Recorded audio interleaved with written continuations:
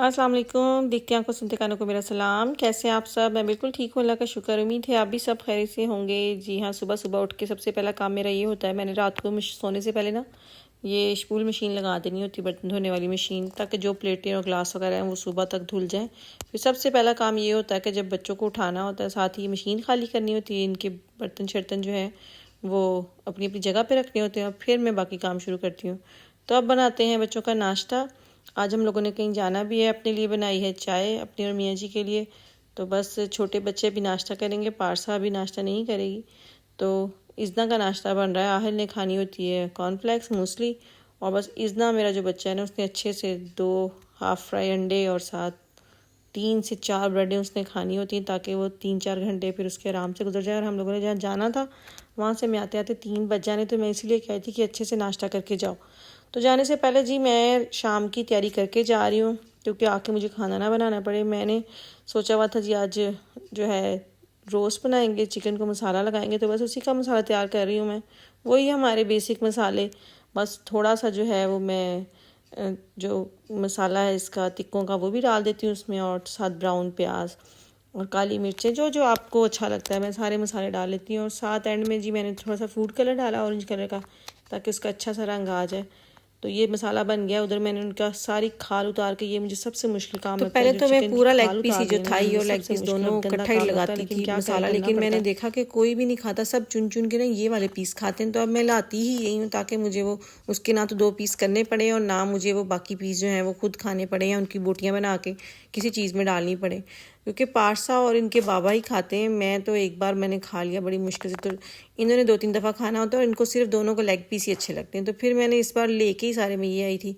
तो बस ये अच्छे से मसाला लगाते हैं। अच्छा, दही और नींबू भी डाला था मैंने, शायद नहीं बताया, अदरक लहसुन का पेस्ट भी। ये बेसिक चीज़ें, सबका अपना अपना तरीका होता है, मैं यही चीज़ें डालती हूँ। और जब मैं इस तरह का काम कर रही होती हूँ ना, बेटियाँ मेरी नहीं, लेकिन मेरा बेटा साहब जो है ना, वो मेरे साथ आके बैठ जाता है, उसने सारे काम करवाने होते हैं मेरे साथ। अभी भी कह रहा था, मम्मा गोश्त में जो आप कट लगा रही है ना, वो मैंने आपके साथ लगाने। तो खैर जी, इधर लग गया मसाला, इसको करते हैं कवर। और अभी मैंने करना है बालों को कलर, मेरे पास टाइम था, और जो मैं कलर करने लगी हूँ उसके लिए मुझे थोड़ा सा टाइम चाहिए, मतलब मैंने बहुत ज़्यादा देर के लिए नहीं करना, सिर्फ 15 से 20 मिनट तक।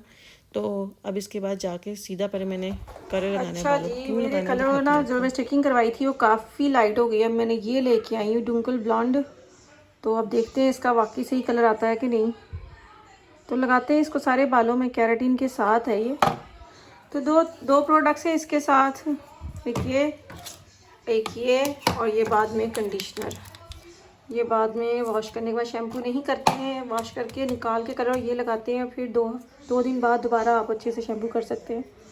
तो चलें जी, देखते हैं क्या बनता है इसके साथ। मैंने कहा आप लोगों से शेयर करूँ, मैं कल डीएम से ये लेके आई थी।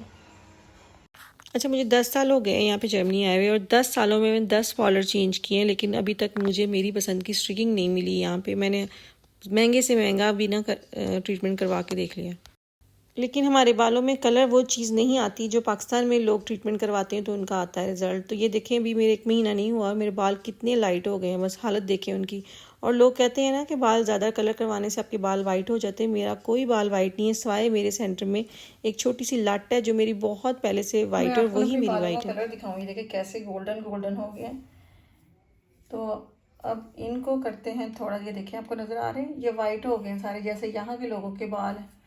तो मैं अब इनको कलर करने लगी हूँ, तो आपको दिखाती हूँ फिर क्या रिज़ल्ट आता है। ये देखें कैसे गोल्डन हो गए सारे।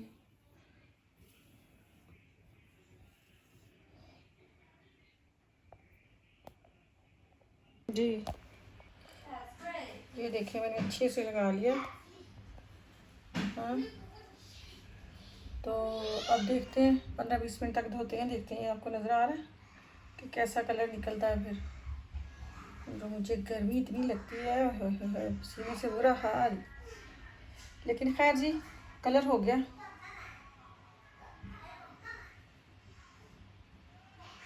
देखते हैं क्या रिजल्ट आता है, फिर आपको भी दिखाते हैं। अच्छा जी, नोना तो ना करके कपड़े शपड़े पा के हम हो गए हैं तैयार। इतनी शदीद गर्मी है कि सारे बाल मैंने अच्छे से समेट लिए। मुझे इतना टाइम नहीं मिला कि मैं आपको दिखाऊंगी कैसा कलर आया, फिर कभी दिखाऊंगी। फ़िलहाल हम जा रहे हैं। ये देखिए मैंने कितना प्यारा नॉर्मल सा सूट पहना है, ये मैंने लोकल पेज से ख़रीदा, कोई ब्रांड का सूट नहीं है। तो सेम ऐसा वजी का भी मैंने मंगवा के दिया था, उसने भी पहना हुआ है, उसका भी मैं आपको दिखाती हूँ। अच्छा, मैं कोशिश करती हूँ कि हम तीनों बहनें एक जैसे कपड़े मंगवाएं, तो हम मंगवाते भी हैं, बस पहनने का मौका नहीं मिलता इकट्ठे। तो खैर जी, बच्चे इंतजार कर रहे हैं, रेडी हो गए हैं वो भी, तो मैं भी निकलती हूँ और आपको दिखाती हूँ किसने क्या तो ये देखें जी, बच्चों को पहनाई है निकरे शिकरे और ये पहना है वजी ने। हम लोगों ने तकरीबन सिलवाया भी सेम ही है, तो बहुत अच्छे ये सूट लगे। जिसने भी देखा ना कह रही वाह कितने प्यारे सूट पहने हैं। तो बस जी, गर्मी तो शदीद है, लेकिन क्या करें, जाना था हमें, ज़रूरी काम था, बस अब जल्दी से वापस आ गए। शाम का टाइम है और मेरे बच्चों का काम देखे जरा क्या किया हुआ। एक मिनट, मुझे आप लोगों की जरा कारस्तानी दिखा दो जरा। ये देखें जी, हमारे पूरे सहन में क्या कुछ, ये सारे इजना के काम है। और अभी बारिश शुरू होगी ना तो फिर आप लोगों ने भाग जाना अंदर, मैंने कोई नहीं ठाना सब कुछ। ये देखो कितना कुछ इजना ने डाल दिया, वेरी गुड। चलो चलो, मैं बैठी हुई हूँ अभी आप लोगों के पास।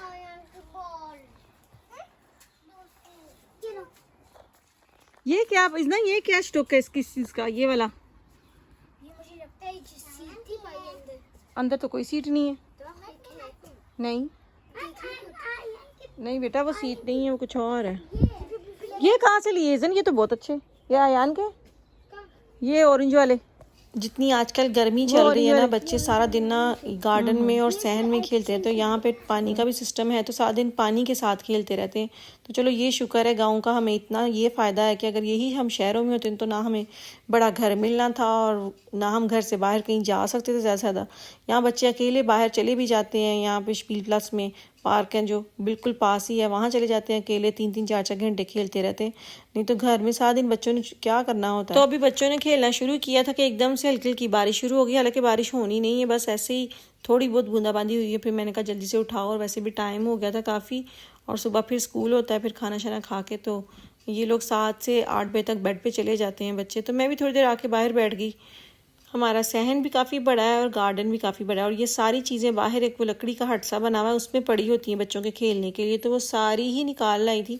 तो मैं कह रही थी इतना ज़्यादा फैलाव कर दिया, समेटना नहीं है मैंने आपके साथ फिर, लेकिन शुक्र है कि उन्होंने मिनटों सेकंडों में सारा कुछ समेट लिया था।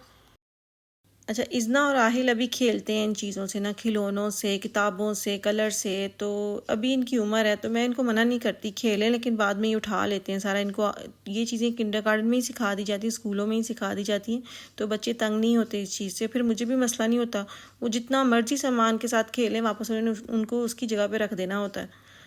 और शर्त ही ये है कि अगर खेलना है तो ले आओ, और फिर बाद में समेटना भी हो इनको, तो बच्चे आराम से कर लेते हैं, तंग नहीं करते। नहीं तो जितना केलर में सामान पड़ा हुआ है ना हमारे स्टोर में, अगर वो सारा ऊपर आ जाए तो मेरे घर में पाँव रखने की जगह ना हो। लेकिन बच्चे उतनी ही चीज़ें ऊपर लेके आते हैं जितनी उन्होंने खेलनी है, और फिर वो वापस जाके नीचे रखनी है, फिर कोई दूसरी चीज़ लेके आनी है। तो ये उनको शुरू से पता है, आपको मेरे घर में बच्चों की कोई चीज़ नज़र नहीं आएगी सिवाय एक आध के, और वो भी मैं सिर्फ वीकेंड पे इनको इजाज़त देती हूँ कि वीकेंड के 3-4 दिन आप खेलें, जैसे ही संडे की शाम को सब कुछ आपको वापस रख के आना है। तो यहाँ जी अब रखते हैं रोस्ट को ओवन में, और ये तकरीबन 8 घंटे हो गए। मैंने सुबह 11 बजे का लगाया हुआ है और अब इस वक्त 7 बज रहे थे, और 8 घंटे मसाला बहुत होता है, मतलब ओवरनाइट समझ लें, उससे भी ज़्यादा।